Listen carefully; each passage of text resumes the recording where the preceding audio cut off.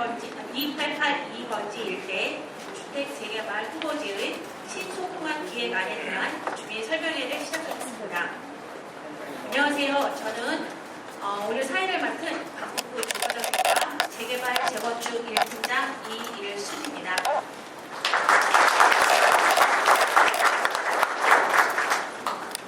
늦은 시간에도 불구하고 참석해 주신 토지 등 소유자 및 관계자분들께 감사 인사드립니다.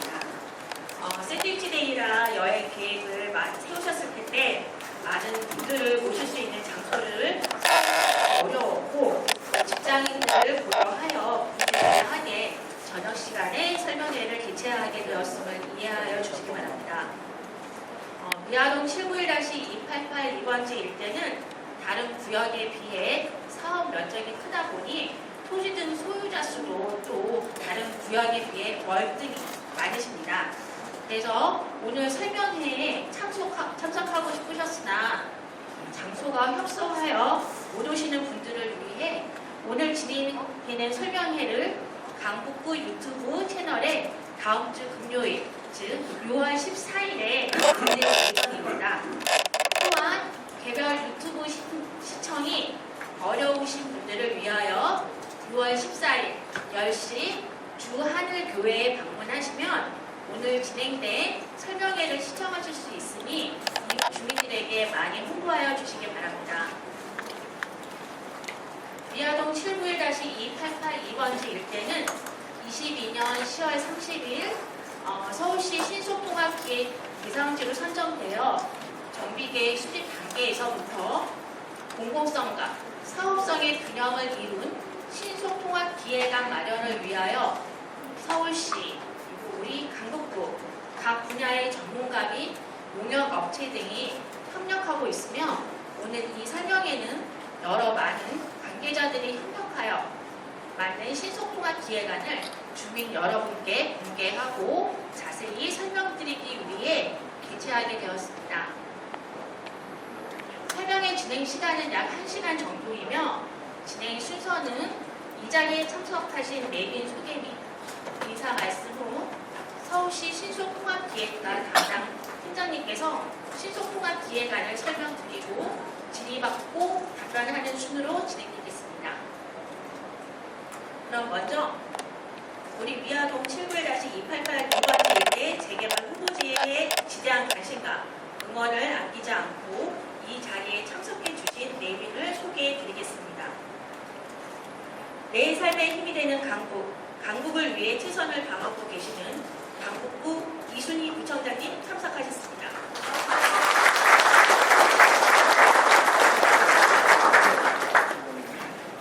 더불어민주당 강북을 한민숙 국회의원님 참석하셨습니다.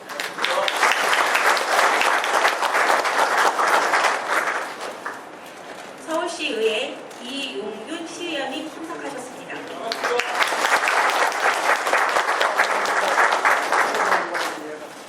강북구의회 노윤상 의원님 참석하셨습니다.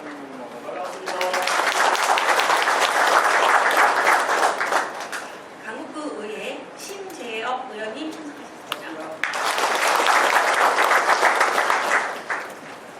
강북구의회 최인준 의원님 참석하셨습니다. 다음은 지난 22년 12월 30일 서울시 신속통합기획 대상지로 선정된 후 지금까지 서울시, 강북구 및 전문가가 하나의 팀이 되어 기획한 미아동 791-288-2번지 일대 주택 재개발 사업 후보지의 신속통합기획안을 마련하기까지 노력해 주신 분들을 소개해 드리겠습니다. 신속통합기획 총괄 기획가이신 서울시립대학교 남진 교수님 참석하셨습니다.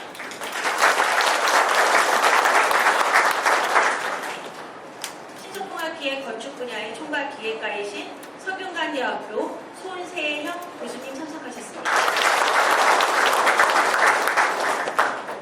신속통합기획을 총괄하고 계신 서울시 신속통합기획과 명노준 과장님 참석하셨습니다. 여기까지 내빈 소개 및 관계자 소개를 마치고 이순희 강북구청장님과 한민숙 국회의원님의 인사 말씀이 있겠습니다. 그럼 먼저 내 삶에 힘이 되는 강북을 위해 불찰주야 애쓰시고 계시는 이순희 부청장님을 모시겠습니다. 뜨거운 박수로 맞아주시기 바랍니다.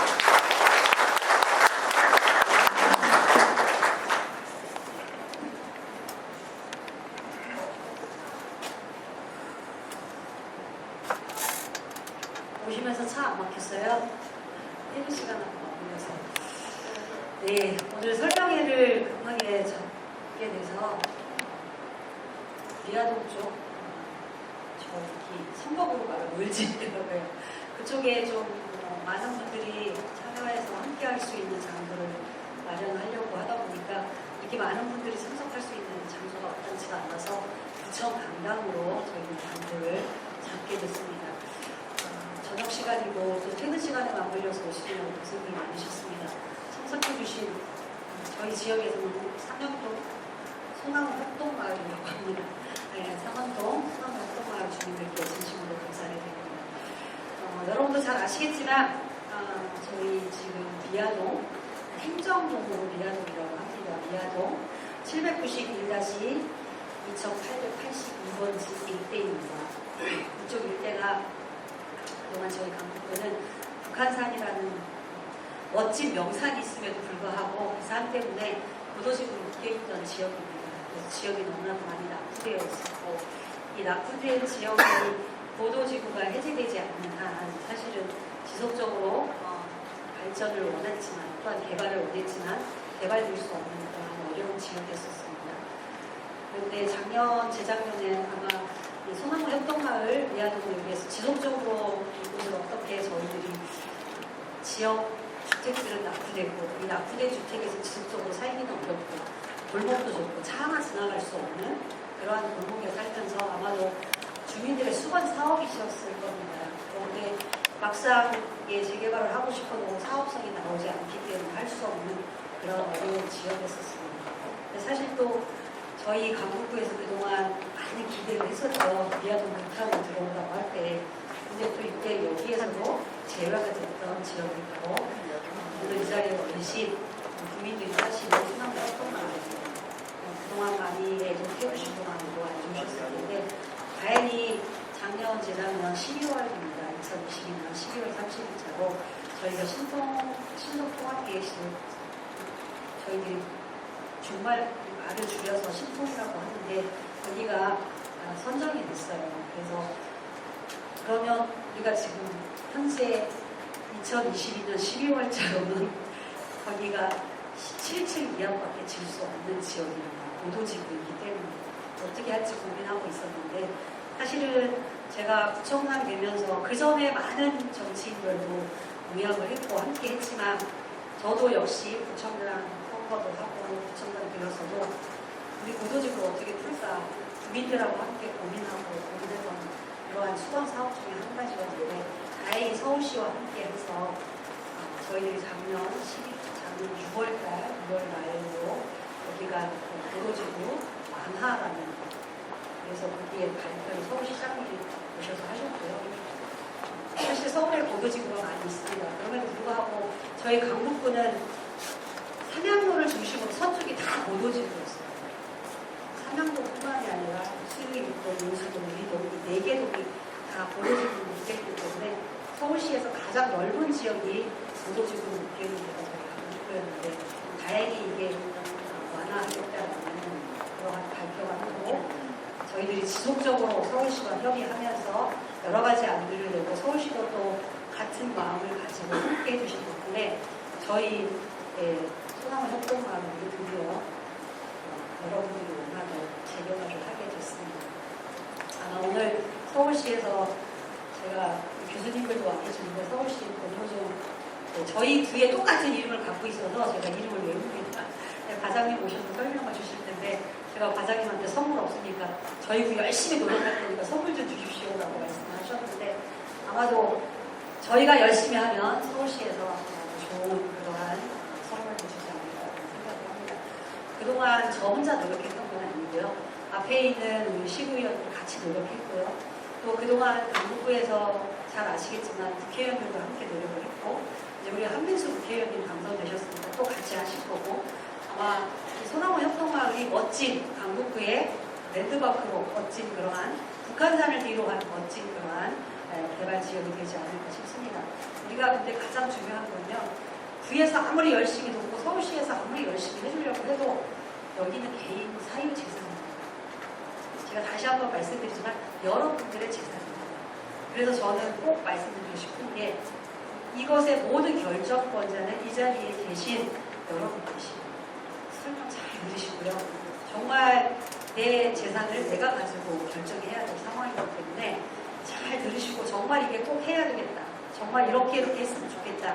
라는 것들을 잘 들어주셨으면 좋겠어요. 그래서 여러분들의 의견이 있으면 의견도 주시고 또 이 의견을 구에도 주시고 또 여기 있는 시구위원님들한테도 말씀 주시고 또 하면서 여러분들하고 지속적으로 구에서도 같이 협동하고 같이 교육하고 뿐만이 아니라 구에서 지속적으로 지금으로 저희들이 지원단에서 재개발적으로 지원단을 설명회도 하고 도울 수 있는 최선의 노력을 다하고 계십니다. 제가 제일 감사한 게 서울시에서 만들려고 하셨던 저희 도시관리국장님 제가 어렵게 모셔왔는데 정말 열심히 일해주세요. 저는 꼭 제가 우리 강북구에 있는 모든 재개발을 하는 국민들에게 꼭 말씀드리고 싶은 게 정말 밤낮 없이 뛰십니다. 물론 국장님 혼자 하는 건 아니지만 유옥형 국장님 위에 있는 여기 강북구에 많은 직원들이 함께 하지만 국장님이 가장 열심히 또 서울시가 가장 오랫동안 서울시에 일을 하셨기 때문에 누구보다도 잘 아십니다. 그래서 국장님 여기 앞에 계시거든요. 잠깐 일어나주세요. 네, 박수 좀 쳐주세요. 마을 여기에 재개발 재건축이 끝까지 시작부터 시작해서 끝까지 함께 하실 분이세요. 그래서 국장님이 아무튼 앞으로도 지속적으로 열심히 해주실 거고 저희 구에서 서울시와 협력할 일들 저희들이 구민들을 위해서 도움이 있다면 저희는 강북 구민 편입니다. 강북구가 강북 구민 편이 아니면 누구 편을 들겠습니까? 그래서 구민들이 가장 좋아하는 방법, 구민들이 원하는 대로 그렇다고 해서 법에 어긋난 건 할 수 없겠죠. 법 테두리 안에서 저희들이 할 수 있는 거 최선의 노력을 다하고 협조하도록 하겠습니다. 그리고 언제든지 구는 열려 있습니다. 궁금한 거 있으면 옆집에 물어보지 마시고 구청으로 오세요. 구청에 오면 재개발재건축 지원단도 있고 주거정비과도 있고 또 여기 시구위원님들 다 계시고 하면서 계시는 분들 계십니다. 물어보시면 언제든지 성실하게 성의껏 대답해 주시고 뭐 필요한 거 있으면 잘 모르면 구청에 오셔서 말씀해 주시면 구청 직원들이 너무나 잘 아세요. 소상히 설명을 드릴 거니까 주민들이 함께 해서 정말 살기 좋은 한영도 신원협동마을 잘 재개발 재건축 될 수 있도록 협력해 주시고 함께 해주셨으면 고맙겠습니다. 사실 재개발 재건축이라는 게 시간이 많이 걸려요. 어렵더라도 잘 기다려주셔서 감사했고 앞으로도 기다려주시고 그렇지만 신속통합계획은 가장 빠른 재개발 사업 중에 한 가지입니다. 가장 빨리 할 수 있을 거라 생각합니다. 여기 오신 서울시 관계자분들에게도 박수 한번 쳐주세요. 열심히 고맙습니다. 한양구 협동마을 여러분 사랑합니다. 앞으로 지속적으로 여러분과 함께 소나무 협동마을 함께하도록 하겠습니다. 고맙습니다. 사랑합니다.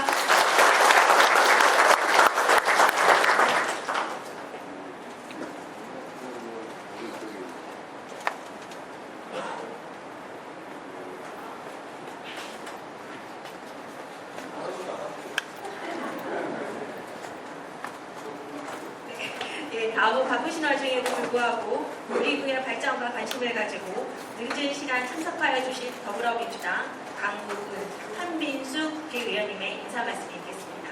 뜨거운 박수로 맞아주시기 바랍니다. 이번에 4월 10일 선거에서 다분한 사랑을 받았죠. 그래서 강북을 위해서 강북을 되기 위해서 일하라고 새 일꾼으로 뽑아주신 더불어민주당 국회의원 한민수입니다. 제가 긴 말씀 드리면 안 될 것 같아요. 부총장님 자세히 말씀하셨고 저도 들으러 왔고 제 얘기보다는 오늘 설명에 우리 제보자신 8882 재개발 후보지 신속통합제 홍보 많이 했습니다. 여기에 대한 설명회가 더 중요하기 때문에 그 말씀 드리는 게 소중할 것 같습니다. 다만 제가 이제 새로운 일할 수 있는 기회를 받았고 열심히 하라고 그렇지 않습니까? 우리 선출직들은 이 나라의 주인이 국민이시 우리 주민들께서 하라는 일을 하면 됩니다. 그 뜻을 반하지 않고 열심히 일하면 또 기회를 주실 거 아니겠습니까? 다른 건 몰라도 성실하게 처음 마음 변하지 않고 잘 살펴서 일하겠습니다. 주민들께서 우리 말씀 잘 들으시고 뜻을 모아주시고 하면 이름 그대로 신속통합기획입니다. 빨리 추진될 수 있도록 잘 열심히 노력하고 힘을 보태겠습니다. 고맙습니다.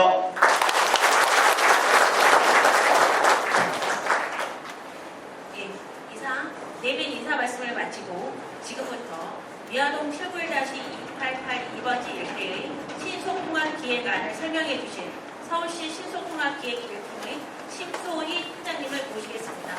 큰 박수로 맞아주시기 바랍니다.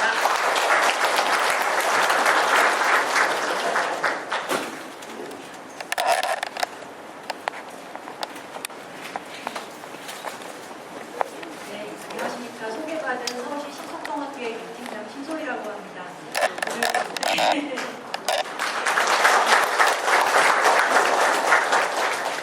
저녁 때 방송 와중에도 참석해 주셔서 정말 감사드리고요. 솔직히 제가 참 감개가 무량합니다. 왜냐하면 저희가 하면서도 과연 할 수 있을까 굉장히 어려운 지역이었고 도전이었는데 주민분들께서도 적극 밀어도 주시고 저희 구청이 정말 파이팅 해주시고 의원님들 너무 잘 도와주신 덕분에 오늘 이 자리까지 올 수 있게 됐던 것 같습니다. 제가 계획 내용을 설명드리기에 앞서서 신속통합기획이라는 것에 대해서 좀 간략하게 설명을 드리려고 합니다. 신속통합기획이라는 단어에 대해서는 언론에서 많이들 보셨을 텐데요. 재개발을 빠르게 해준다. 신속. 그거에 대해서 이제 주민분들께서 많이 생각을 하실 텐데 저희가 신속통합기획이라고 이제 부르는 이유는 빠르게 가는 것과 더불어서 다양한 전문가들의 협업, 주민과 공공과 소통, 여러 가지 그 통합된 절차 이런 것들을 통해서 정비 사업이 그동안에 어려움을 겪었던 부분들을 서울시가 지원해서 빨리 갈 수 있도록 통합적으로 검토하는 그런 제도입니다. 그래서 저희가 신속통합기획이라고 하면 사업성과 공공성의 균형이라는 표현을 저희가 씁니다.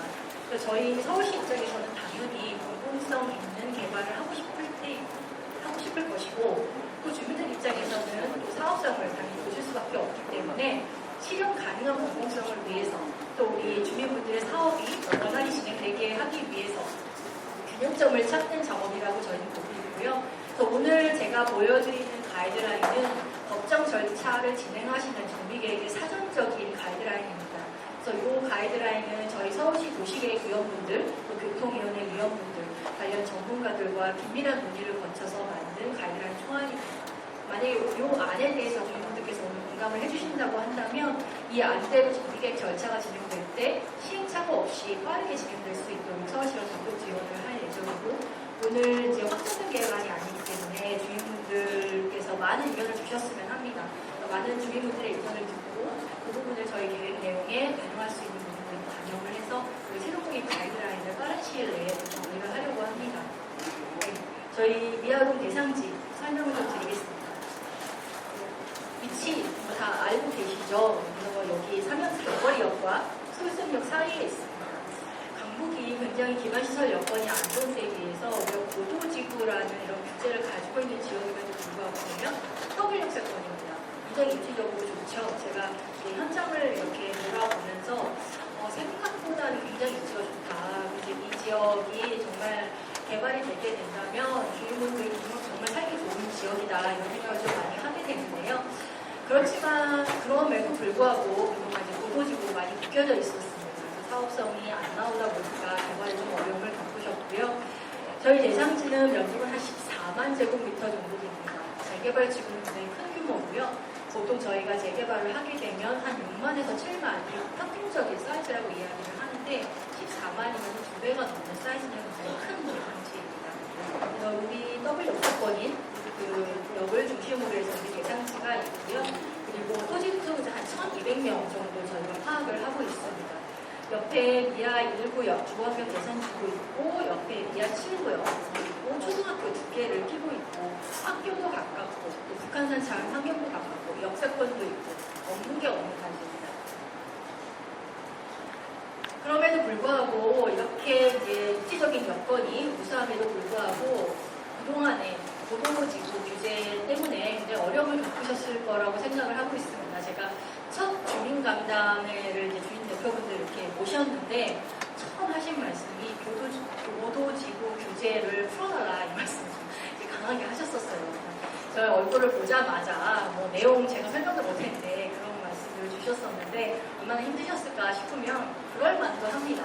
그렇게 되면 우리 대상지 이제 왼쪽으로 박산 아파트가 있고 솔스러움을 중심으로 남치게 이하 뉴타운, SK 아파트, 두산 유가 다 10층 넘게 올라가는 아파트 단지 사이에 끼어 있고요. 우리 대상지 내부에서 북한산이 뭐냐라고 하면 북한산하고 접한 부분은 한 이 정도밖에 없기 때문에 주민들 입장에서는 내가 북한산 밑에 살고 있기는 한데 보도지구 제한을 받긴 한데 주변 지역하고 격차가 너무 심하다라는 생각을 좀 하셨을 겁니다. 병원의 이력을 좀 보게 되면 우리 지역은 예전에 이제 피난민들의 정착촌으로 시작을 했습니다. 그 이후에 다세대 다가구가 좀 형성이 되고 1990년에 보도지구가 처음으로 지정이 됐습니다.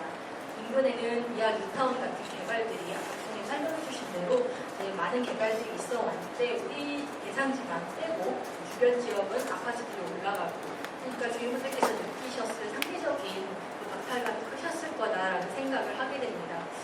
그 이후에 도시재생 사업을 진행하기로 했습니다. 그래서 뭐 많은 노력들이 있었죠.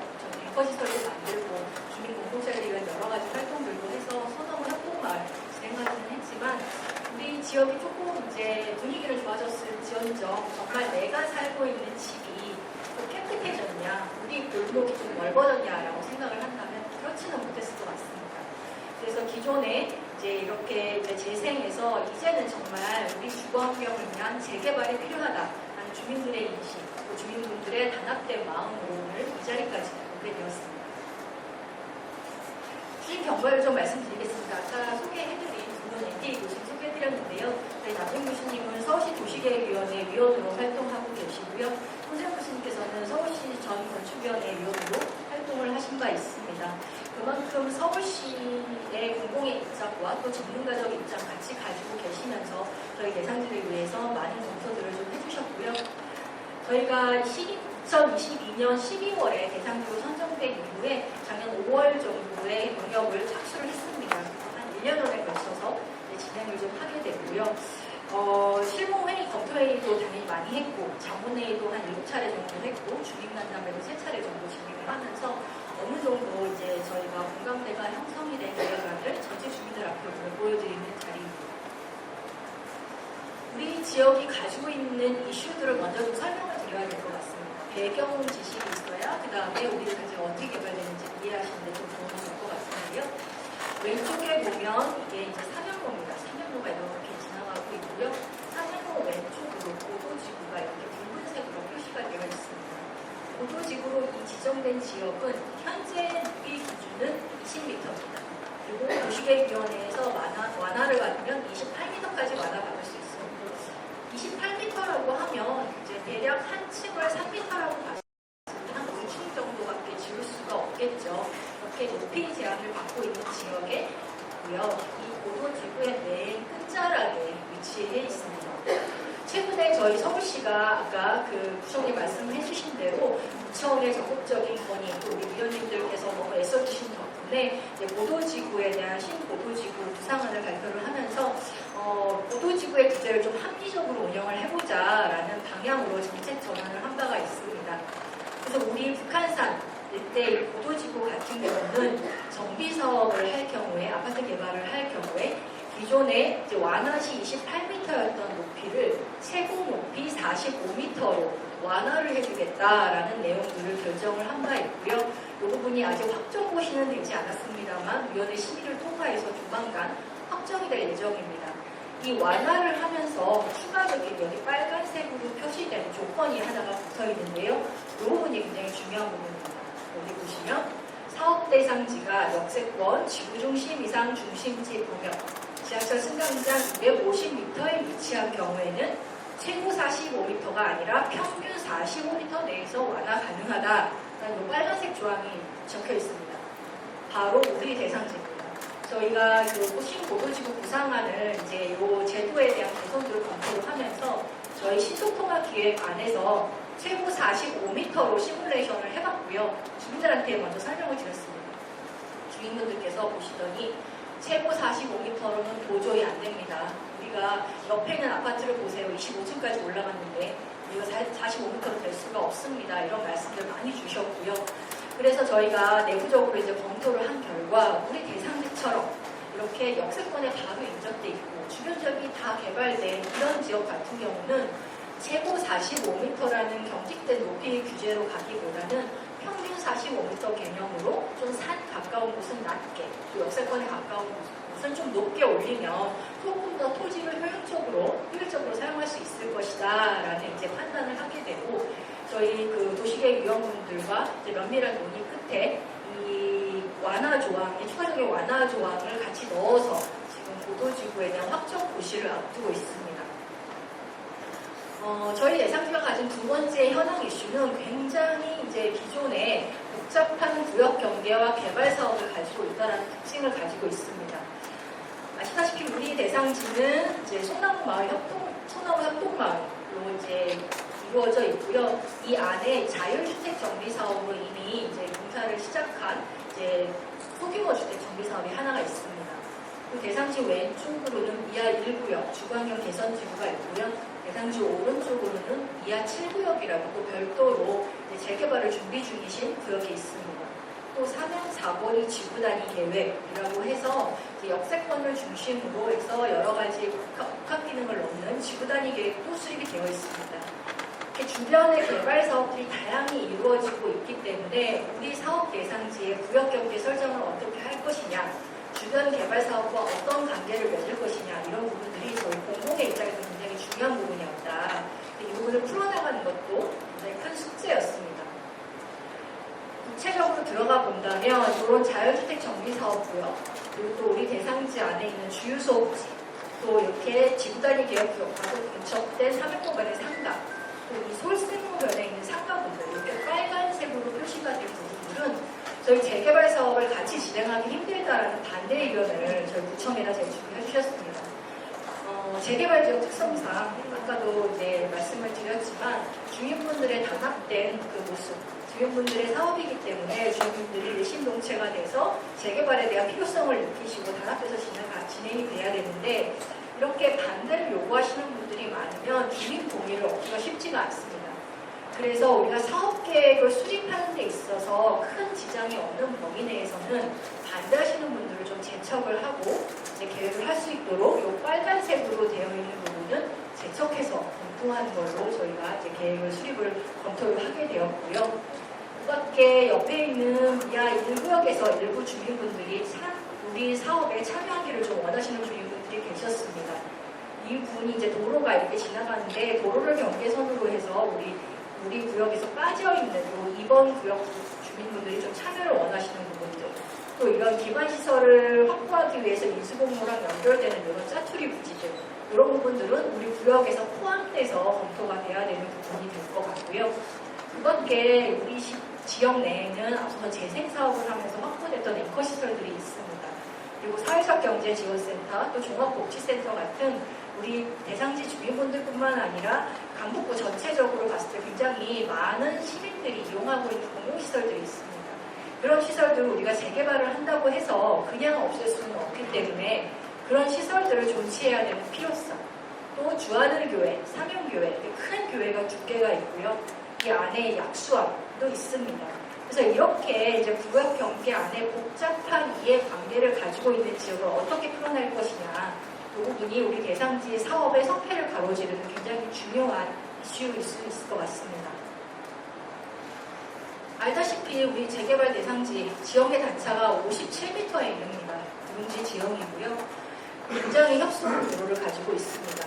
가다 보면 그냥 계단으로 막혀 있어서 차를 갖고 운전을 하게 되면 유일하게 통행할 수 있는 길이 이 길이고, 그 밖의 길들을 가다 보면 그냥 계단으로 막혀져 있는 차량 소통이 굉장히 어려운 지역이고요. 도저차 때문에 가다 보면 이런 계단 구간을 만나게 되고 이런 웅벽 구간들을 만나게 됩니다.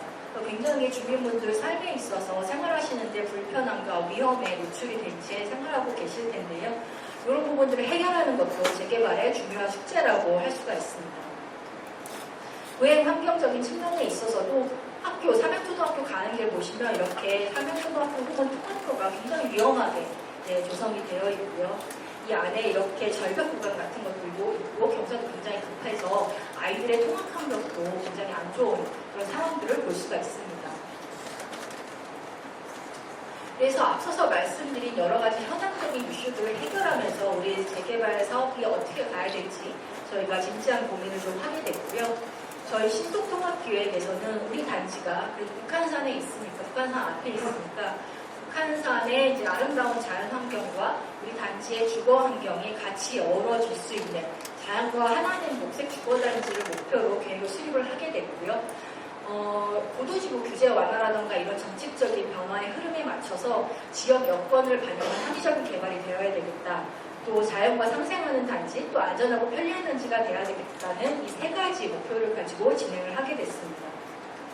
먼저 보도지구에 관한 사항을 좀 구체적으로 설명을 드리겠습니다.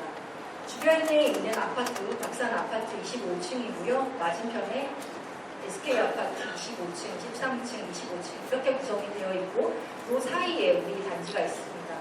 지역의 단차가 많이 나 있는데요. 지금은 2에서 4층이 굉장히 빽빽하고 낮은 건축물들로 이루어져 있습니다. 보도지구 이번에 완화하는 계획 내용들을 조금 더 구체적으로 살펴보겠습니다.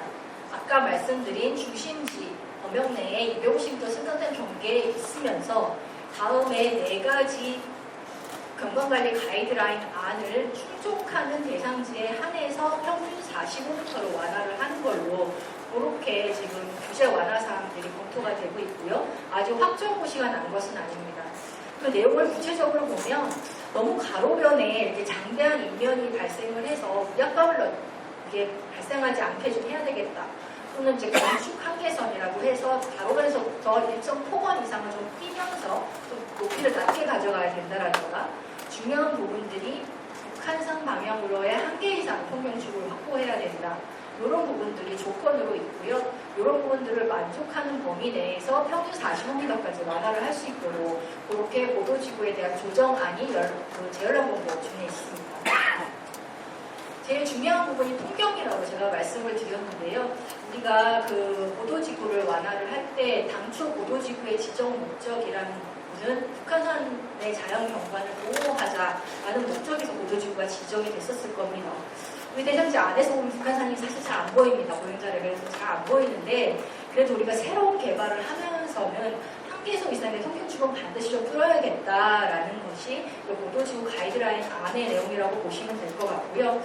우리 대상지 같은 경우는 이제 2가지를 이제 생각을 해야 됩니다. 첫 번째는 법정 계획인 2016 경관계획, 이건 법정 계획입니다. 서울시에서 정하고 있는 법정 계획이고요. 이 경관계획에서 보게 되면 우리 대상지 솔선로가 이어지는 이 교차로, 송초교 앞 교차로에서 이 북한산 방향으로 조망점을 하나로 확보를 하게끔 상위 계획에 반영이 되고 있습니다.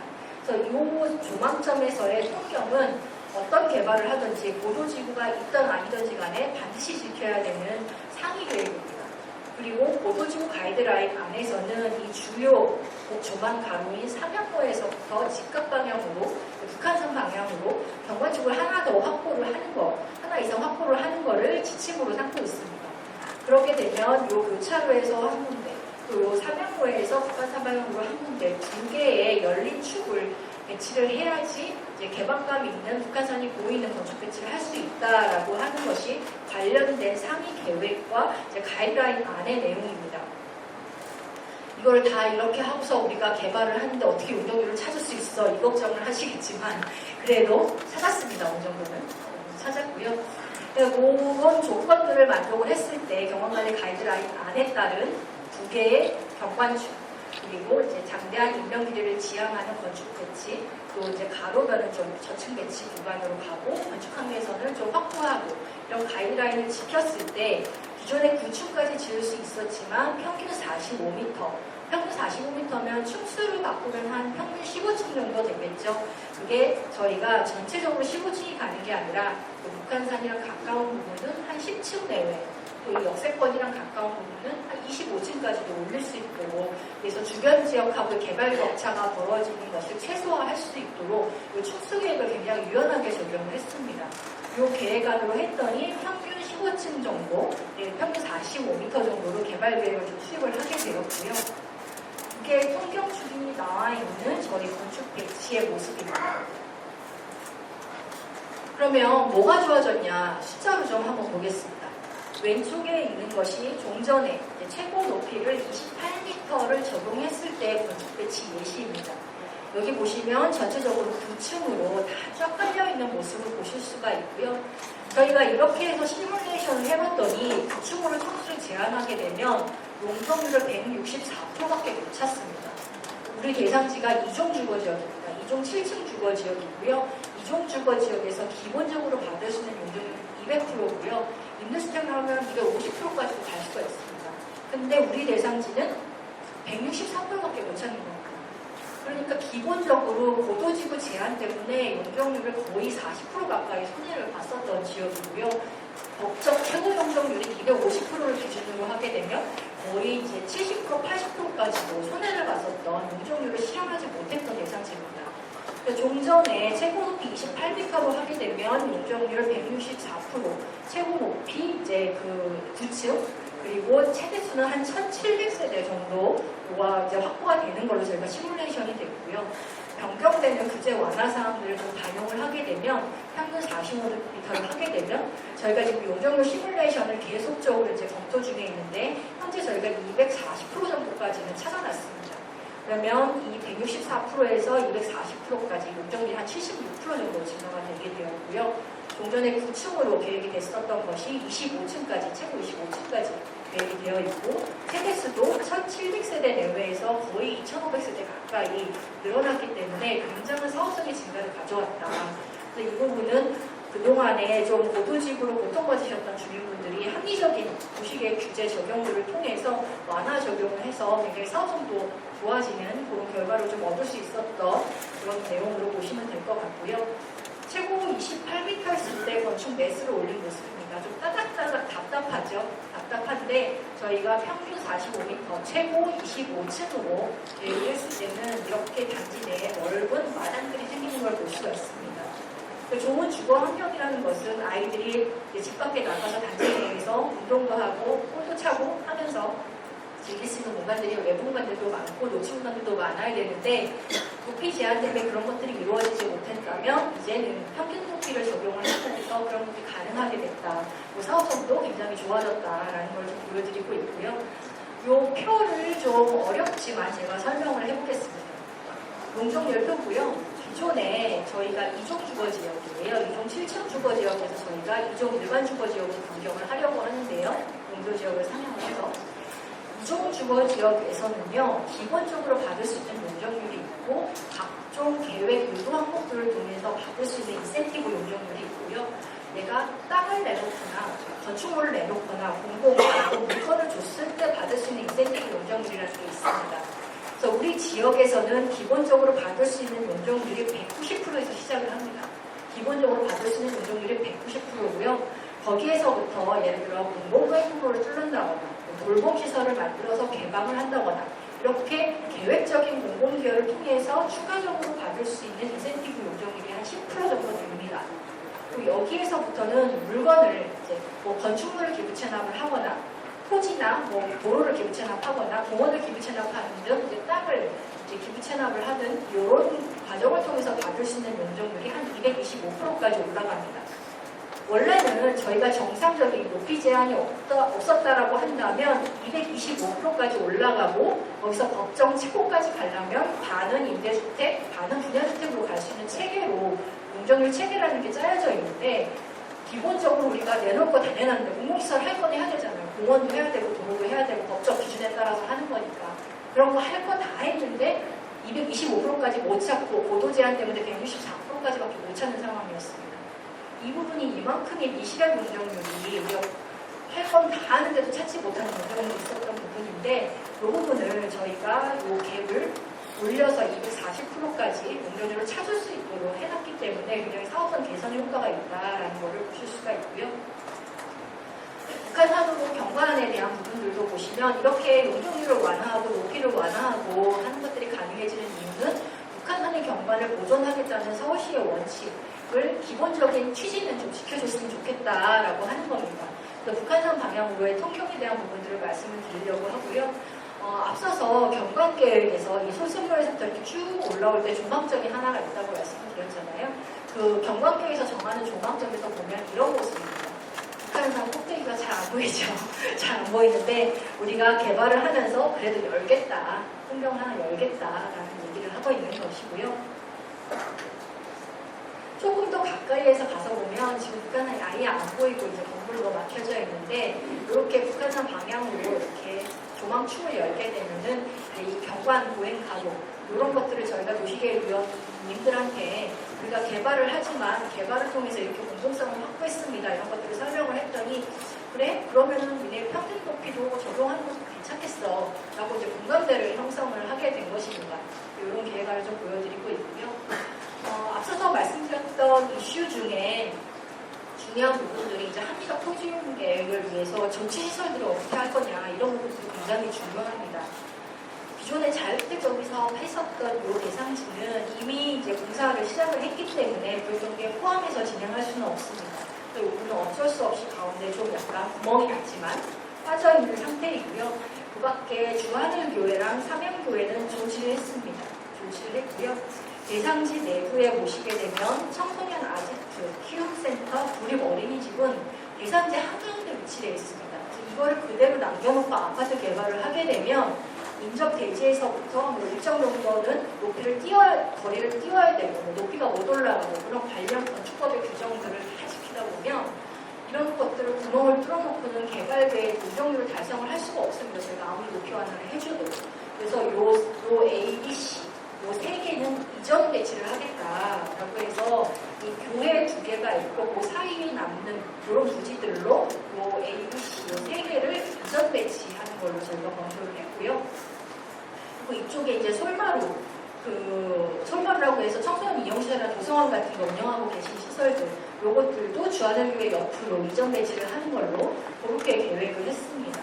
그래서 보시게 되면 이 가운데 있는 약수암 절이죠. 요 같은 경우는 경계부로 이전 배치를 해서 우리 대상지 안에 토지 이용을 좀 효율적으로 쓰실 수 있게끔 이 존치 시설들과 이전 배치 시설들을 통해서 좀 계획이 되어 있고요. 이쪽에 주유소 부지가 있는데요. 주유소 부지 재차별을 하겠다고 아까 말씀을 드렸잖아요. 주유소 부지는요. 관련 법에 의하면 주유소 반경 25m 내에는 건축물을 주택을 지을 수가 없습니다. 주택을 못 짓게 하는 관련 법의 규정이 있습니다. 그 부분들을 감안을 해서 이 주유소 주변에는 주택이 아니라 기존의 정치시설, 근린생활시설, 공원 같은 것들을 두어서 우리 아파트를 짓지 못하게 하는 규정을 피해가면서도 이쪽에 공공시설에 대한 클러스터를 좀 이렇게 만들 수 있도록 그렇게 토지용 계획을 조정을 했습니다. 여기 있는 차고지는 지금 현재 모양이 이렇게 되어 있는데 조금 개토 협의를 통해서 정형할 수 있도록 구청에서 협의를 진행을 해나갈 예정입니다. 그렇게 되게 되면 전반적으로 중간에 이제 도로가 하나가 있고요. 그 다음에 종치시설들과 이제 근생시설들이 배치된 이런 토지용 계획을 보시게 되는데요. 이렇게 삼양로 또 이제 인수공로에 접하는 면적비가 굉장히 좁습니다. 이렇게 14만 제곱미터나 되는 대단지를 개발을 하기 때문에 어느 정도의 근생들은 필요하고 그 근생을 들어가시는 분들 입장에서는 당연히 대로변에 들어가고 싶어 하시겠죠. 그래서 원래 저희 서울시에서는 공공시설 같은 것들을 배치를 할 때 대로변에 배치해라, 역세권에 배치해라 이런 내부적인 운영 기준들을 가지고 있는데요. 이 부분은 저희가 도시계획위원분들과 같이 논의를 통해서 여기는 좀 삼양로 쪽이 너무 근생이 가로에 몇안 근생이 너무 없습니다. 그래서 이 삼양로 쪽에 근생을 좀 배치할 수 있도록 하고 공공시설 용지를 좀 요 안쪽으로 해서 또 공원하고 같이 기능할 수 있게끔 하는 계획안으로 토지용 계획을 조정했습니다. 이런 토지용 계획이 약간 이상하지만 나왔다라는 것들을 좀 설명을 드리고요. 형태는 이상하지만 찾을 건 다 찾았습니다. 뒤에 추가적인 설명을 조금 더 드리도록 하겠습니다. 지형의 단차를 극복하는 계획도 좀 이루어져야 됩니다. 저희 예상지가 57m에 달하는 지형의 단차를 가지고 있다고 말씀을 드렸는데요. 이 오른쪽에 보시는 게 지형의 현황입니다. 빨간색이 제일 높은 지역이고 노란색이 좀 낮은 지역입니다. 이렇게 약간 협곡 같은 형태의 경사를 가지고 있습니다. 이런 부분들은 옹벽들이 막 발생을 해왔고요. 주민분들 지나다니시다 보면 가운데 길 있잖아요. 가운데 길 옆으로 이렇게 낭떠러지겠죠. 근데 저는 지나가도 너무 무섭던데요. 이제 그런 부분들이 지형의 단차로 인해서 발생을 하게 되죠.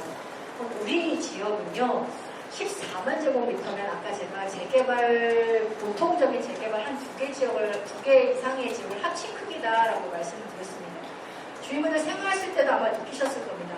여기 위쪽에 있는 상영초등학교가 있는 이쪽 부분의 생활권하고 이양초등학교가 있는 아래쪽 부분의 생활권하고 주민분들이 이제 그 활동하시는 생활권이 약간 차이가 있을 겁니다. 그래서 여기 부분은 이쪽으로 학교를 다니고 여기 부분은 아래쪽으로 학교를 다니죠. 아이들도. 그렇게 생활권이 분리되어 있는 이유가 이렇게 지역의 단차가 있기 때문에 그렇습니다. 그러면 우리 대상지가 재개발을 하면 변변한 도로 하나 지금 없는데 제대로 된 도로 하나는 놔야겠다라고 하는 것이고, 그러면 기존에 있는 이 도로, 유일하게 갈 수 있었던 이 도로는 좀 살려야겠다라는 게 이제 저희 계획의 컨셉이고요. 이 도로를 지역을 따라서 살리면서 인수봉로랑 삼영로가 통할 수 있도록 계획을 하고, 대신에 이 남북 방향, 이렇게 보행이 어려웠던, 지금 지형 때문에 보행이 어려웠던 이런 방향으로 다 통할 수 있는 보행로를 같이 넣는 계획으로 지형의 단차를 극복하는 계획들을 저희가 좀 검토를 했습니다. 지금 보시면 대지가 이렇게 급경사가 내려오고 다시 완만해지는 지형으로 되어 있습니다만, 이런 걸 좀 단계적으로 내려올 수 있게 해서 주민분들이 걸어 다니실 때 너무 이제 다리가 좀 덜 아프실 수 있도록 저희가 좀 대지 조정을 다시 했다라는 말씀 설명을 좀 드리고요. 그렇게 대지 조정을 해놓고 보니 충수 계획을 올리는데 조금 여유가 생겼습니다. 이렇게 지형이 높은 쪽은 A 영역이라고 제가 표현을 저희가 해놨는데요. 이 부분은 북한산이랑도 가깝고 지형이 높습니다. 그래서 이 부분은 10에서 15층 정도의 중저층의 건축 배치를 하면 되겠다라고 생각을 하고 있고, 여기서부터 여기까지 지형의 단차가 급격하기 때문에 지형의 단차를 활용한 테라스하우스 같은 거 요새 굉장히 유행입니다. 코로나 시대 이후로요. 집 안에서 무언가를 하는 것들이 굉장히 일상화되었고요. 그래서 집 안에 마당에 있는 테라스 하우스 형태가 주거의 유형으로 굉장히 각광받고 있습니다. 테라스 하우스를 그런 경사를 활용해서 좀 넣으면 좋겠다라는 계획을 가지고 있어서 이 A 영역 같은 경우는 저희가 숲세권 영역이라고 이름을 붙여봤습니다만 오늘의 중저층 배치를 하는 계획으로 되어 있고요. 이 C 영역 같은 경우는 이양초등학교 옆에 있는 영역입니다. 이 부분은 좀 이제 커뮤니티가 활성화될 수 있고 약간의 클러스터 배치를 같이 도입을 한 계획 아니고요. 12층에서 15층 정도로 계획되어 있습니다. 여기 부분은 좀 역세권하고 가까운 부분이잖아요. 그래서 보시게 되면 이 영역 같은 경우는 한 20층 정도까지 저희가 계획을 했고, 이 영역 같은 경우는 이렇게 네모나게 타워형 주변으로 같이 섞으면서 25층까지도 올릴 수 있고, 이 영역별로 조금 층수 계획을 차별화를 해서 일률적인 15층이 아니라 25층부터 저쪽 10층까지 다양한 스카이라인을 가지면서 경관을 보호할 수 있으면서도 우리가 사업장을 찾을 수 있는 그런 높이 계획을 수립을 한 거를 제가 보여드리고 있고요. 특히나 지역의 단차라는 부분들을 잘 활용을 해서 아까 말씀드린 이런 테라스하우스가 이 녹색으로 표시된 부분들이 테라스하우스를 도입을 한 지역입니다.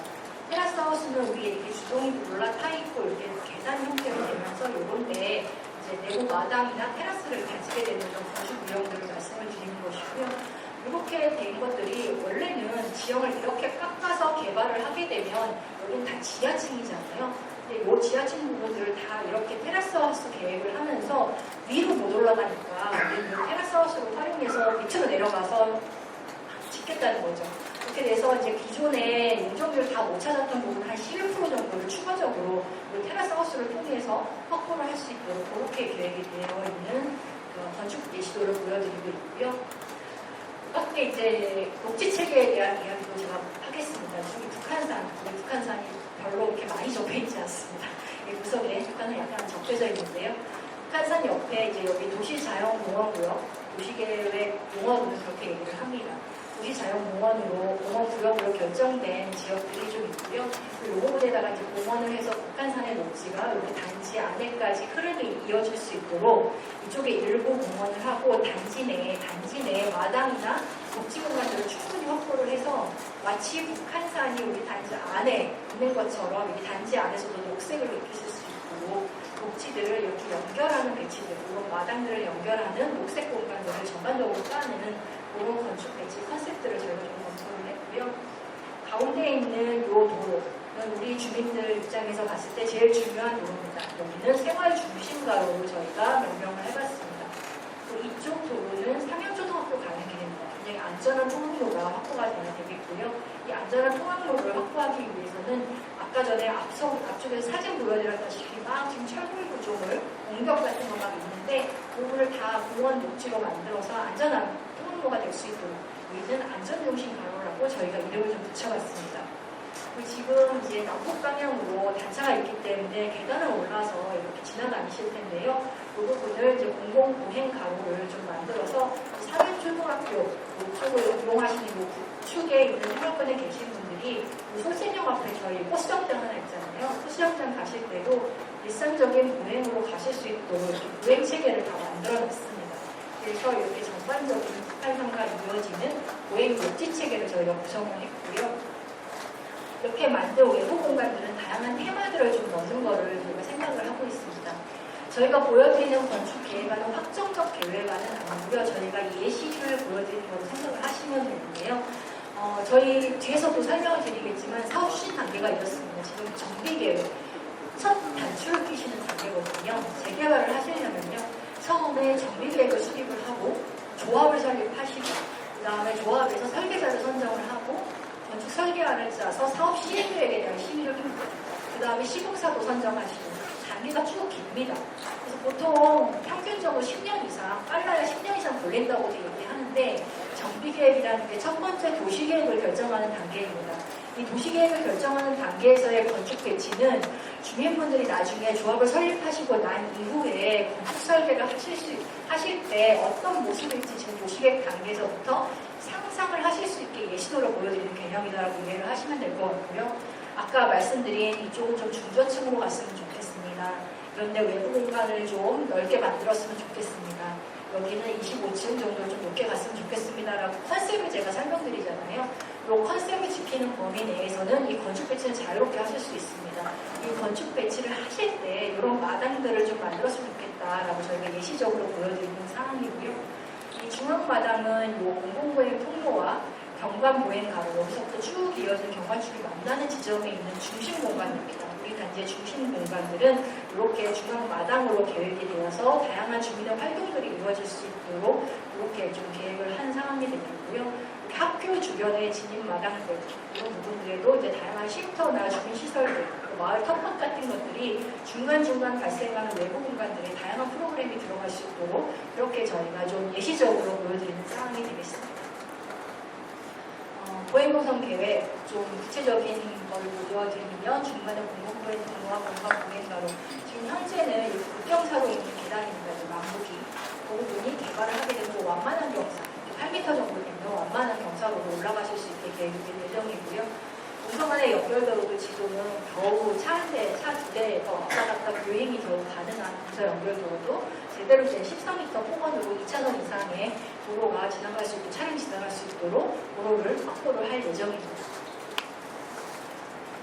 지역의 단차를 활용을 해서 아까 테라스 하우스 말고 데크 주차장과 이렇게 커뮤니티 시설 계획 같은 것들이 되어 있는데요.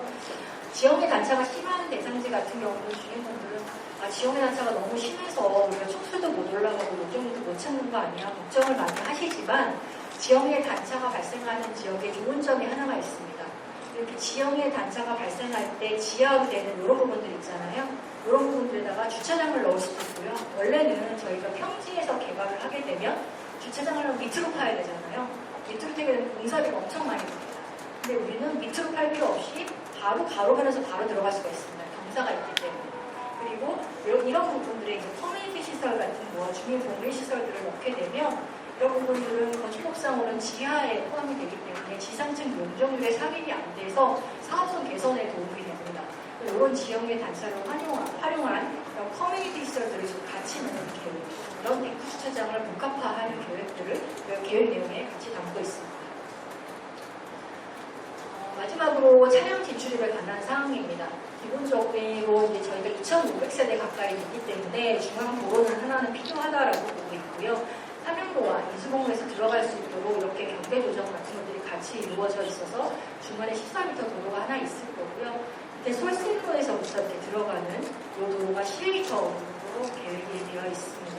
이 도로를 통해서 이 차량 소통, 주차장 소통에는 지장이 없도록 저희가 도로 계획을 마련했습니다.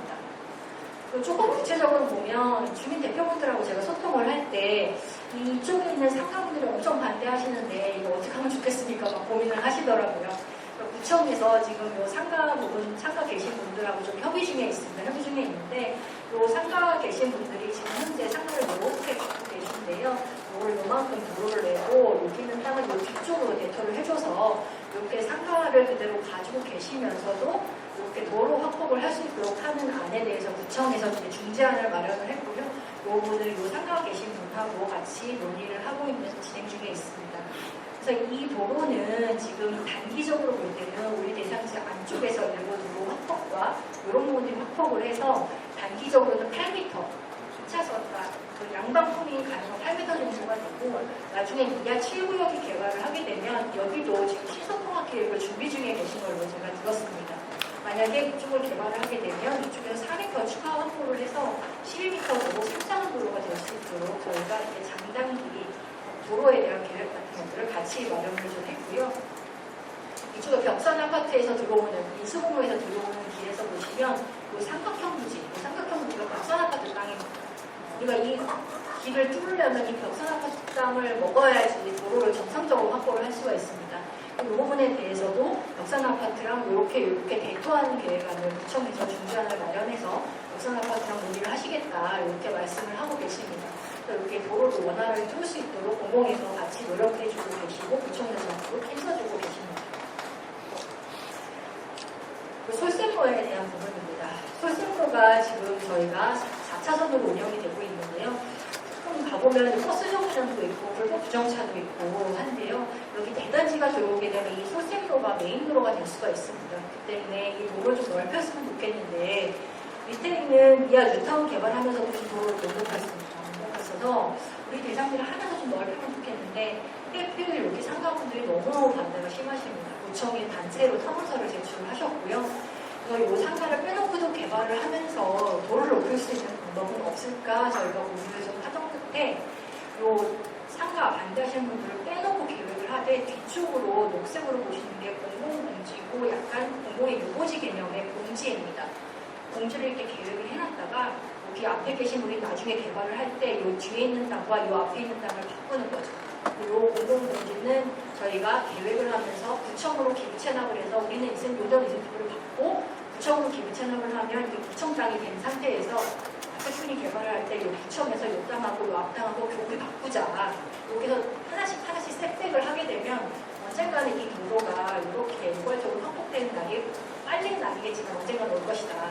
그래서 좀 이렇게 장단기적으로라도 우리가 미래지향적인 계획을 좀 만들어놓는 것들이 중요하기 때문에 이런 장단기적인 5차선을 확보할 수 있는 솔센터에 대한 확보 계획을 같이 포함해서 검토를 하고 있습니다. 제가 이렇게 도로 계획을 쭉 설명을 드리면 그 다음에 하나 걱정하시는 게 있을 겁니다. 아니 우리 하나의 아파트인데 아무리 우리 단지가 크기는 하다지만 중간에 도로를 쭉 잘라먹으면 이 단지랑 주차장도 같이 못 쓰는 거 아니야? 이 고민을 하시는 분들이 계실 겁니다. 그래서 저희가 굉장히 좀 예외적이기는 합니다만 우리 대상지의 특수성을 좀 도시의 위험분들께 설명을 했고요. 중간에 있는 이 도로 같은 경우는 기존의 존치시설이 있는 부분들까지는 정상적인 도로, 구청 소유의 구청 땅으로 될 수 있는 기부 체납의 형태로 도로를 확보를 하고 여기서부터 여기 구간은 사실 우리 주민들만 지나다니는 길, 그러니까 우리 주민들이 주로 사용을 하시고 또 외국 사람들도 지나가는 그런 길이 될 겁니다.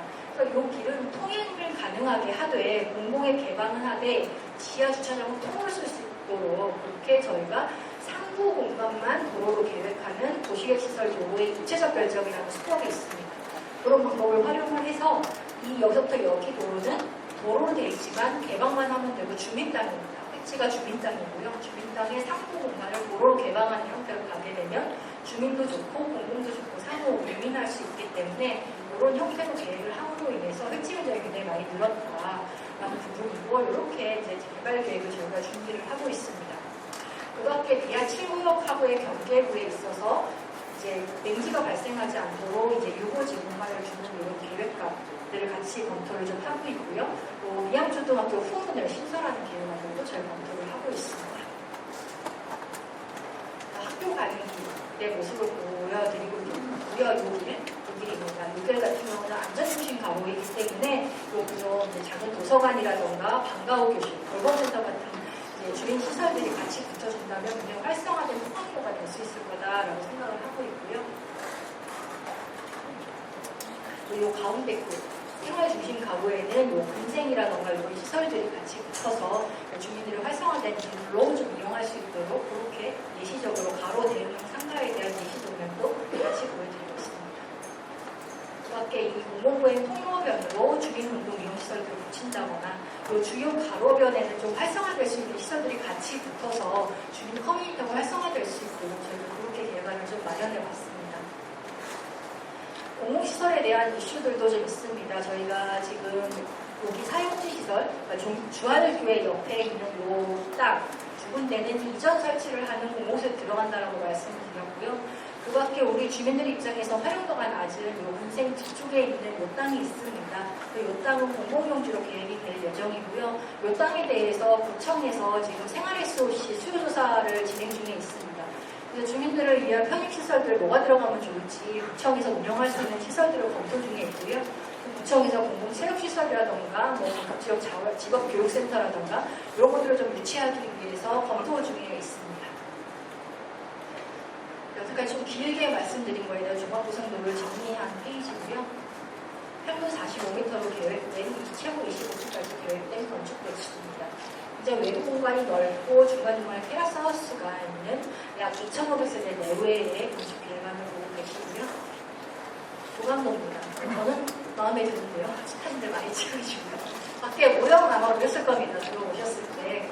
그래서 우리 25층까지 완화했는데도 주변 북한산에 전혀 경관적으로 지장을 주지 않고 굉장히 단지 배치가 잘 나온 것 같습니다. 저희 AP 선생님들 노력해 주시고 저희 노력팀 같이 노력한 결과물이고요. 아래쪽에서 대상지를 공개한 겁니다.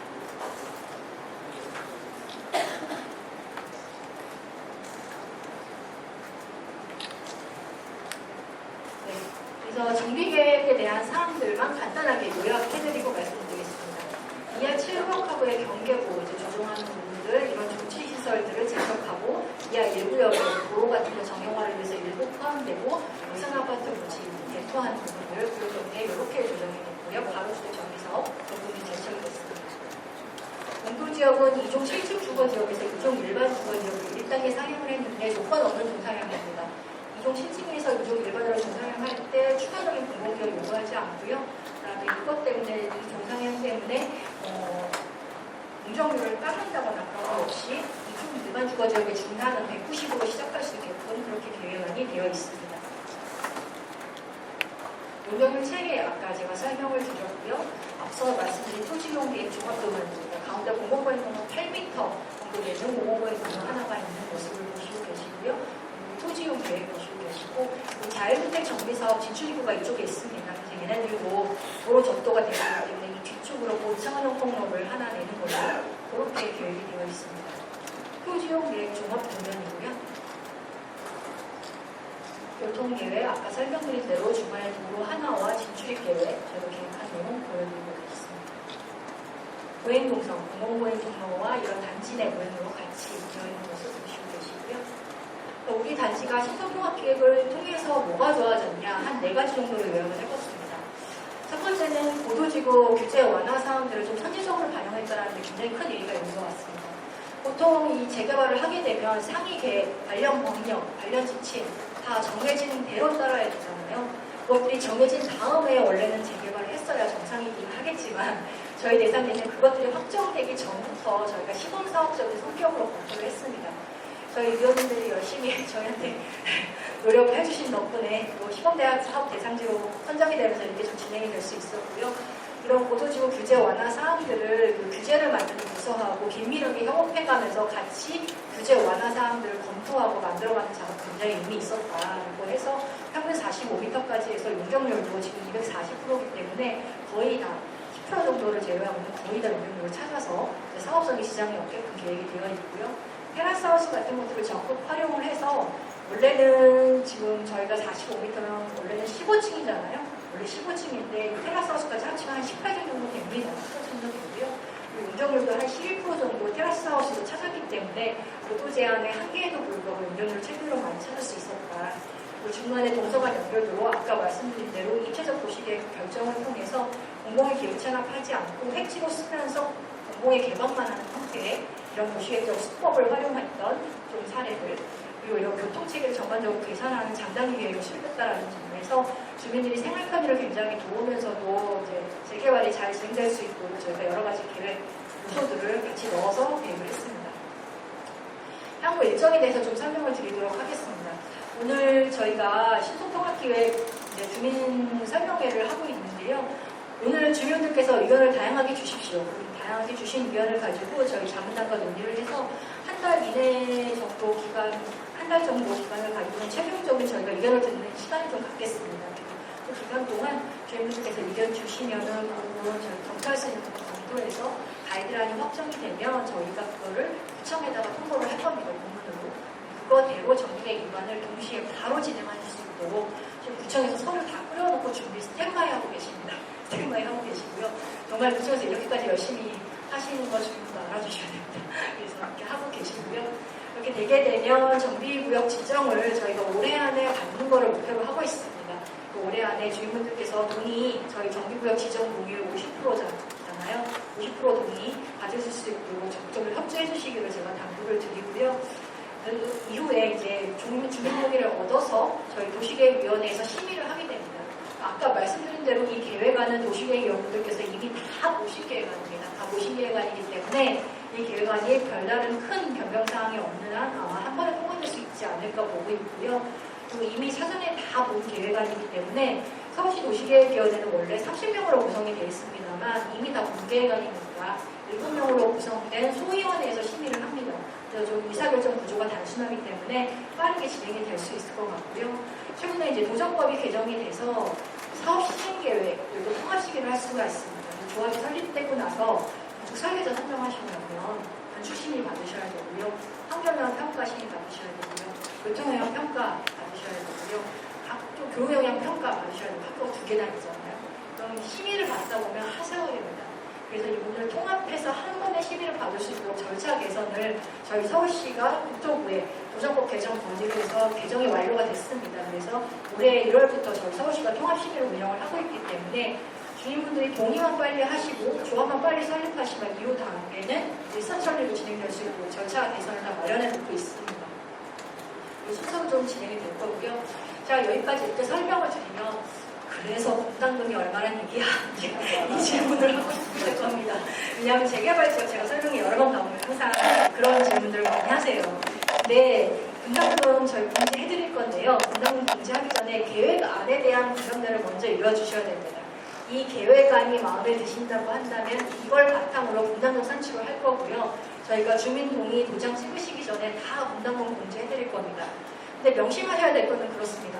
좀 전에 내가 한 30제곱미터밖에 안 가지고 있는데 84제곱미터로 간다. 그러면 분담금 많을 수밖에 없겠죠. 내가 작은 집을 가지고 있는데 동일평대로 간다. 그럼 분담금이 적을 수 있습니다. 그거를 잘 생각하셔야지 제가 이 재개발 설명회를 가다 보면 나는 이제 30제곱미터 살고 있는데 84로 가고 싶은데 왜 분담금이 5억이야? 이렇게 보시는데 2배 넘게 가는데 당연히 분담금이 있겠죠. 그러면 생각하시면서 그래서 주민 대표분께서도 이제 저희한테 오셔서 하신 말씀이 저희는 저희 분담금을 많이 내지 않는 구조를 갖고 싶습니다. 평형도 좀 소형 평형으로 많이 갖고 싶고요. 그렇게 해서 그 부분들이 반영이 돼서 저희가 한 2,500세대 정도를 만들어 놓은 거고요.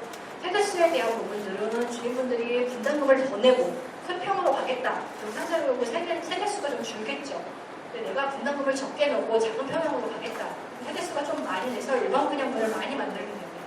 유동적인 부분들이기 때문에 주민들 수요조사 저희가 구청에서 하실 건데 그때 의견들을 주시고 나의 그 부담 가능성에 맞는 평형대 구성과 이런 것들을 같이 검토해서 주시면 될 것 같고요.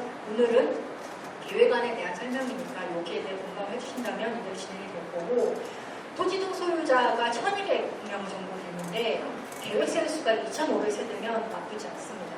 나쁘지 않고요. 그래도 뭐 임대주택 빼고서라도 꽤 많은 세대수 중간분들이 있기 때문에 나쁘지 않고 입지적으로 워낙 많기 때문에 괜찮을 거다라고 이제 저희는 보고 있습니다. 여기까지 제가 좀 길게 설명을 드렸습니다. 우리 주민분들의 재산권을 가진 상황이기 때문에 좀 지루하시더라도 정확한 정보를 자세히 드리는 게 맞을 것 같아서 좀 길게 설명을 드렸고요. 길게 설명드릴 때 좋은 점도 잘 들어주셔서 정말 감사합니다.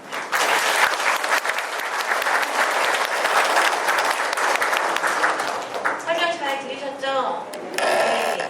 우리 긴 시간 자세하게 설명해 주신 우리 시프로이 팀장님께 큰 박수 다시 한번 부탁드립니다.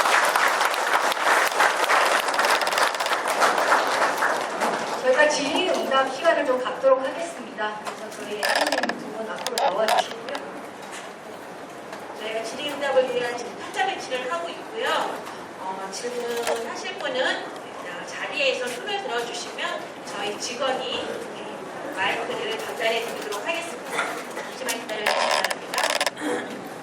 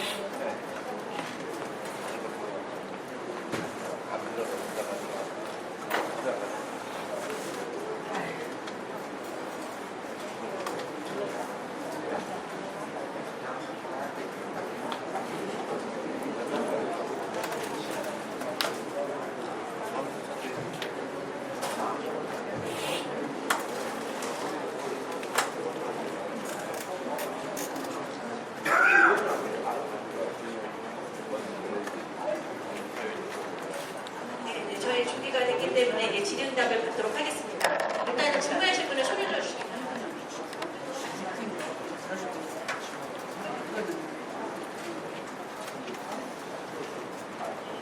서서 말씀드립니다. 네, 반갑습니다. 국민차르당 주민대표 정신희라고 합니다. 설명 들으신 대로 저희 구역이 정말 난제가 많은 어려운 지역인데 이렇게 예쁜 그림을 만들어주신 여러분께 감사드리고요. 특히 남진 교수님, 헌생 교수님 감사드립니다. 네. 그리고 서울시 신속통합계획팀 강북구 주거정책과학과 대한엔지니어링 미디어 관계하신 모든 분들의 수고에 제가 주민을 대표해서 감사드립니다. 감사합니다. 최근 서울시에서는 공사비 등등으로 사업성 여건이 어려워진 재개발을 활성화시키고자 몇 차례 지원 방안을 발표했습니다. 여기에 대한 주민들의 기대가 큰데요. 그 중에 우리 구역과 연관 있는 지원 방안에 대하여 질문드리겠습니다. 지난 3월 27일 발표한 재개발 재건축 2대 사업 지원 방안에 따르면 사업성이 부족한 곳에 사업성 보정 개수를 도입하여 허용 용적률 인센티브 범위를 20에서 40%로 상향한다고 했습니다. 대상 지역은 저희 구역처럼 지가가 낮고 분양가가 상대적으로 낮은 지역에 해당된다고 합니다. 또 한 가지는 기부 체납 건축물 인센티브 강화 방안으로 전략 육성시설, 예를 들면 노인 요양시설 등을 수용할 경우 상한 용적률의 인센티브를 받을 수 있다고 했습니다. 사업성 보정개수 혜택이나 기부 체납 건축물 인센티브를 받을 수 있다면 오늘 발표된 기본 계획안보다 얼마나 더 사업성이 개선될 수 있는지, 또 그리고 받는다면 언제부터 이 혜택을 받을 수 있는지 답변 부탁드립니다. 네, 이 부분은 아마 시 정책 사항이기 때문에 제가 좀 답변을 드리는 게 맞을 것 같습니다. 첫 번째 질문 주신 부분들은 지난번 이제 3월달에 발표했던 저기 재개발 지원 방안에 대한 내용입니다. 사업성 보정 개수에 대한 질문을 좀 주셨는데요. 제가 아까 이 용적률 표를 설명을 드렸습니다. 보시면 우리 대상지가 기본적으로 받을 수 있는 용적률이 190이고, 그다음에 계획 유도 항목들, 공공부행 통로등 돌봄시설 이런 것들을 통해서 받을 수 있는 용적률이 10%, 그다음에 기부 체납을 통해서 받을 수 있는 인센티브가 한 요 정도 된다라고 제가 설명을 드렸습니다. 이번 재개발 지원 방안의 주요 내용 중에 하나가 이 이종 주거 지역, 우리 지역은 이종 주거 지역이기 때문에 이 갭이 지금 현재 현행 기준으로는 10%밖에 안 됩니다. 근데 저희가 재개발 요정 기본계획 지금 연락 공고 중에 있는데요. 바뀌는 제도, 정책 전환에 따르면 이 갭이 20%로 늘어납니다. 20%로 늘어나서 일단은 사업성 보정제도를 적용하지 않는다고 하더라도 이종주거 지역에서 20% 용적률로 갭을 가지실 수가 있고요. 거기에서부터 이제 저희 지역의 특성에 따라서 사업성 보정계수를 적용을 하게 되는데요. 기본적으로 이 갭이 20%가 주어지게 되고 강북 지역처럼 좀 지가가 낮은 지역 같은 경우는 서울시 평균 공시지가 대비 지가가 낮은 지역 같은 경우는 최대 개수를 2.0까지 높여줍니다. 그래서 정말 지가가 낮은 지역은 이 용적률이 20이 아니라 40%로 낮출 수가 있는 겁니다. 그러면 여기가 기존에 200이었는데 기본적으로 10% 올라간다고 했으니까 210까지 올라가고 거기에서부터 만약에 사업성 보정계수를 적용해서 2.0 개수를 적용받는다고 하면 20%가 플러스 알파가 되기 때문에 이 기부차량 용적률, 이 법상한 임대주택을 하지 않고 여기 가까이까지 올라갈 수 있게 되는 용적률이 굉장히 많이 상향이 되게 되고요. 이 부분은 저희가 도정기본 계획이 지금 연락공고 정책을 변화하는 과정에 있기 때문에 연락공고 중에 있습니다. 그래서 아직 확정된 계획은 아니고 정책 방향만 발표된 상태이기 때문에 거기 한 9월 정도에 확정이 될 예정입니다. 9월 달에 그것들이 결정이 되게 되면 우리는 굉장히 큰 혜택을 볼 수 있을 것이다 라고 그냥 보여지고 있고요. 두 번째 질문 주신 사항, 굉장히 그 질문도 전문성이 높으셨고 인센티브 개수에 대한 말씀도 좀 주셨는데요. 저희가 공공시설을 기부 체납하게 되면 여기 인센티브 용적률을 준다라고 아까 말씀을 드렸습니다. 이 인센티브 용적률을 계산하는 산식이 있습니다. 그래서 어떤 산식을 곱하기 해서 딱 용적률 얼마를 주게끔 이렇게 딱 산식이 정해져 있는데 그 산식 계산을 할 때 토지, 땅을 내놓으면 1.3을 곱해주고요. 건축을 내놓으면 0.7을 곱해줍니다. 그게 종전제도입니다. 근데 건축물 중에서도 아까 말씀하셨던 것처럼 노인 요양시설이라던가 이렇게 좀 공공성이 높은 전량동도 시설을 도입할 경우에 0.7이 아니라 1.0을 적용을 해주는 걸로 좀 정책을 바꾸는 와중에 있습니다. 그래서 만약에 노인 요양시설이 아직 확정되지는 않았습니다만 이제 전량 용도로서 공공성 있는 시설로 인정이 된다 그러면 이분이 1.0을 적용하게 되면 이 인센티브가 더 올라가겠죠. 그런 부분들이 있기 때문에 적극적으로 오늘 의견을 주셨기 때문에 저희가 주거정비과 도정기공에 수립하는 주거정비과에 전달을 할 거고요. 주민분들께서 데이케어 센터, 노인 요양시설 들어오는 거에 대해서 찬성하신다고 한다면 저희도 적극적으로 지원해 드릴 수 있도록 검토를 하도록 하겠습니다. 네, 다음 질문하실 분 손 들어주시기 바랍니다.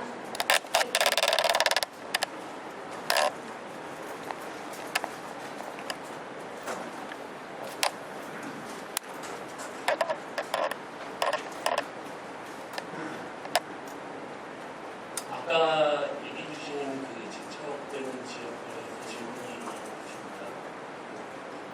삼양로에서 공원부지에서 지적되는 공원에 대해서 간단히 얘기해 주셨는데 정확하게 어디가 수학 지적되는 계획이 있는지 지적 필지가 어디 구체적으로 얘기해달라는 네, 여기 아까 저기 삼양로에서 공원으로 부지사이에다가 여러 가지를 계획을 하고 계시다고 했는데 여기야 여기. 예.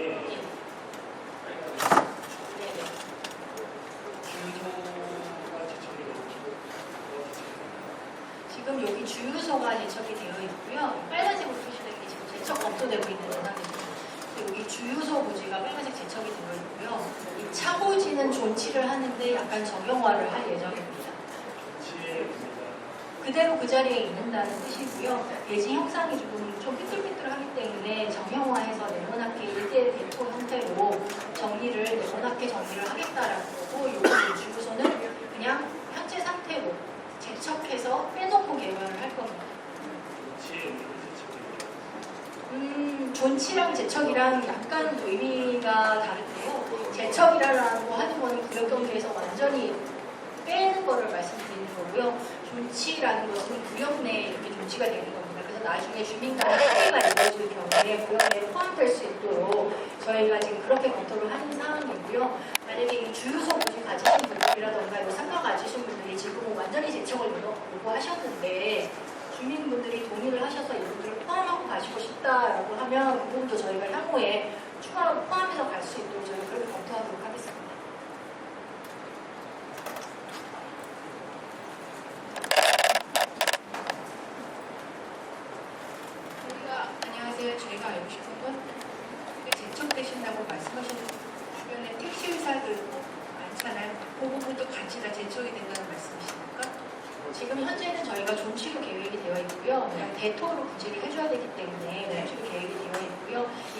회사 자체는 어디 옮길 수는 지금 없습니다. 지금 택시회사랑 합의가 돼야 되는 부분이기 때문에 만약에 이 회사랑 합의가 돼서 옮기는 부지를 찾으신다라고 하면 여기에 포함해서 지급될 수 있습니다.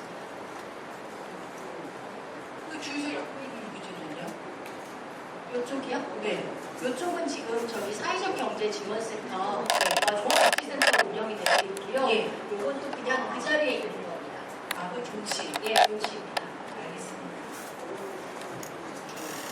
다음 질문하실 분.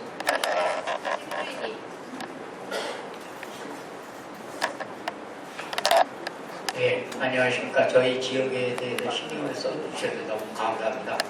저는 그런데 아무리 좋은 아파트를 짓고 도로나 모든 거를 전에는 서울시에서 이런 걸 관심을 갖고 서울시 예비로 해줬거든요. 근데 지금 우리가 듣는 거는 서울시에서 그 재개발 측, 조합 측에다가 분담시키는 것 같고요.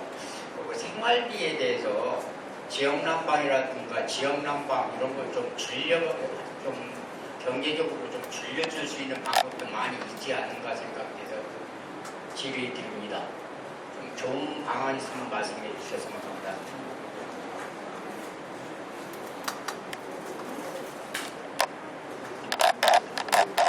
선생님께서 질문하신 거는 지금 이 정비계획 사업 말고 다른 지원 계획을 말씀을 하시는 거예요? 예, 전에는 기름동이나 은평 같은 데서는요, 많이 이 길 같은 거를요, 서울시에서 분담을 해서 길을 내주고 다 했거든요.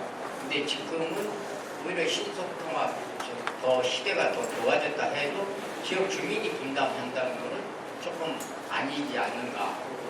지역 난방이라도 해가지고 지금 도시가스 요금이 많이 비쌉니다. 솔직히 이런 얘기 하면 안 되겠지만 비싸고 경제적으로 자꾸 노령화가 되니까 경제적인 부담이 많이 갑니다. 그런 생활비를 좀 줄일 수 있는 방안은 없는지.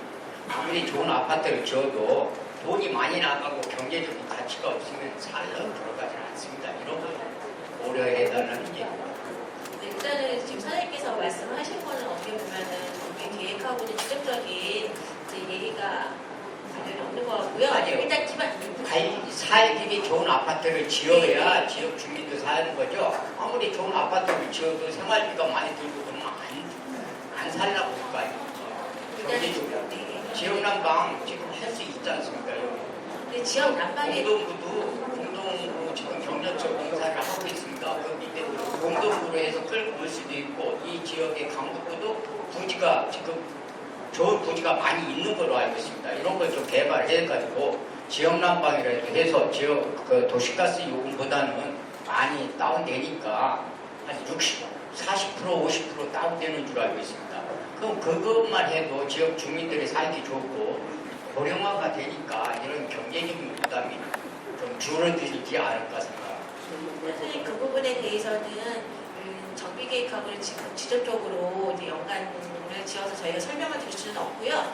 일단은 그런 부분에 대해서는 유관공사, 그러니까 지역 난방공사 그쪽하고도 협의를 해서 얘기를 해야지 되는 거지 여기서 즉답으로 해서 설명을 드릴 수, 답변을 드릴 수 여기 서울시에서 혹시 없습니다. 교수님도 있고 높으신 분도 오셨지 않습니까? 이런 분들이 좀 생각했다가 이런 걸 좀 생각해서 반영해 달라는 뜻이죠.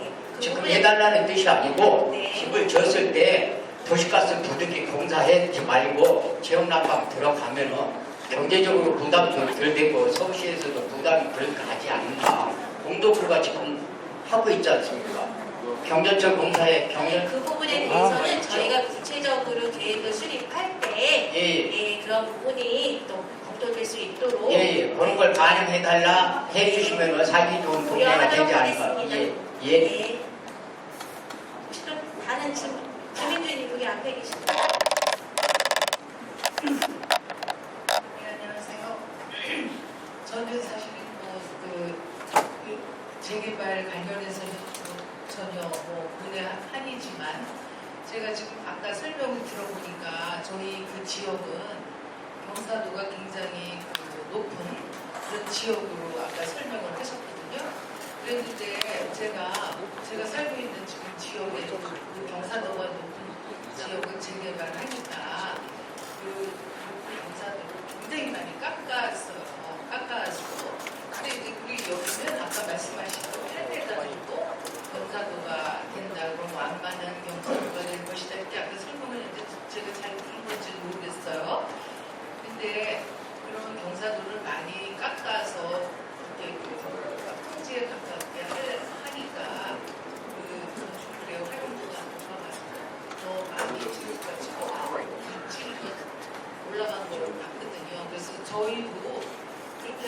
더 많이 평지에 가깝게 깎아낼 수가 없는 건가 그런 궁금증이 생겼습니다.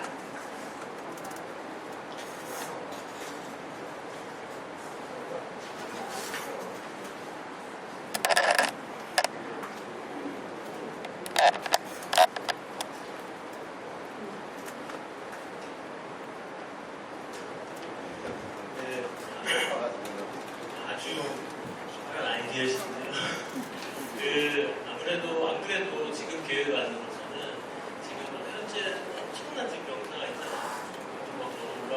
오늘도 사실 저 오기 전에 저도 많이 왔는데 너무 힘들게 지금 병사들이 막 가파르게 돼 있는데 그런 부분들은 평탄화 작업을 최대한 하기는 할 겁니다. 그렇지만 다른 주변 너무 높은데 문제점가 있기 때문에 그런 것들을 다 연결을 하다 보면 안 들리나요?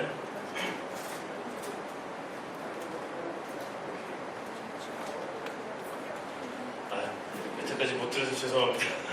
네, 설명드리면 최대한 노력을 했는데 그럼에도 불구하고 저쪽 주변에는 아주 높고 이쪽 주변에는 아주 낮고 하다 보면 이걸 같이 이제 연결을 해야 되잖아요.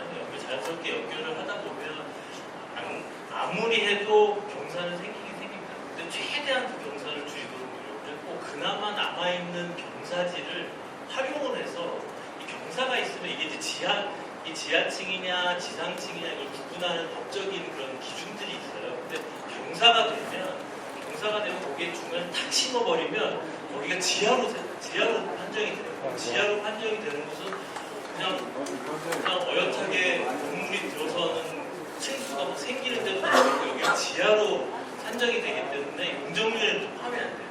공간은 넓어졌는데 층수는 산정이 안 되니까 또 더 많은 층수를 줄 수가 있죠. 그래서 간단히 말씀드리면 일단 평탄화하려고 무진적 노력을 많이 하는 지금 아니고요. 또 그럼에도 불구하고 그 한계 때문에 생기는 그 지하 경사는 제가 아까 말씀드렸던 그런 기법들을 활용해서 오히려 더 극복하고 더